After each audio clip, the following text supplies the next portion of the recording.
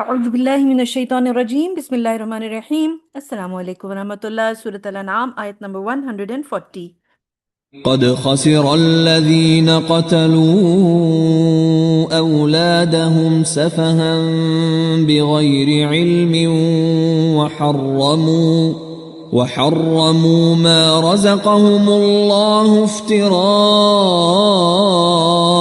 على الله قد ضلوا وما كانوا مهتدين۔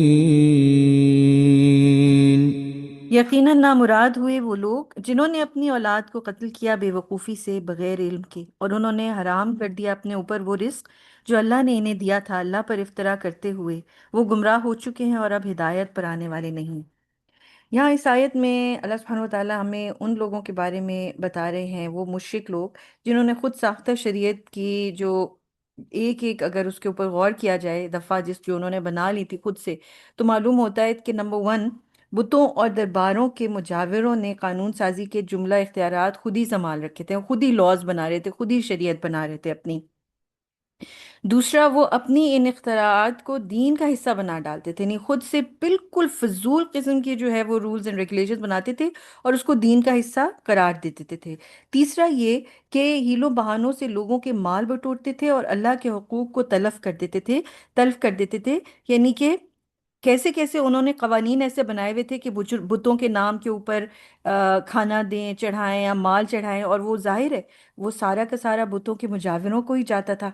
چوتھا یہ کہ حلال اور حرام قرار دینے کے جملہ اختیار بھی انہوں نے خود اپنے پاس رکھ لیے تھے، خود ہی کہتے تھے یہ حرام ہے اور یہ حلال ہے۔ پانچواں یہ کہ وہ قتل اولاد کے مجرم تھے، یعنی بتوں کے نام پر اولاد کو قتل کروانا اور مختلف طریقے سے جو ہے وہ قتل اولاد کو خوبصورت بنا کے جو ہے وہ پیش کرنا۔ غرض یہ کہ شرک کی کوئی قسم باقی نہ رہ گئی تھی جو انہوں نے اختیار نہ کی ہو۔ اللہ تعالیٰ نے ان کے جرائم بتا کر مسلمانوں کو خاص طور پر تنبیہ کی ہے کہ ایسے سر سے پاؤں تک شرک میں پھنسے ہوئے لوگوں کے راہ راست میں آنے کا کوئی بھی اب امکان رہا ہی نہیں ہے۔ مطلب یہ کہ ان کے جن اسلاف اور بزرگوں نے اللہ پر اس طرح کے جھوٹ گھڑ لیے تھے، انہیں ہدایت یافتہ قرار نہیں دیا جا سکتا۔ کیسے دیا جا سکتا ہے؟ آپ خود بتائیے۔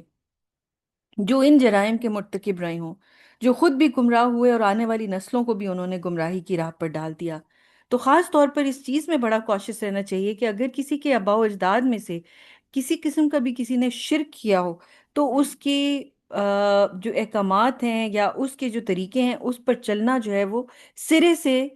ہمیں اللہ تعالیٰ نے اس سے منع کر دیا ہے، کہ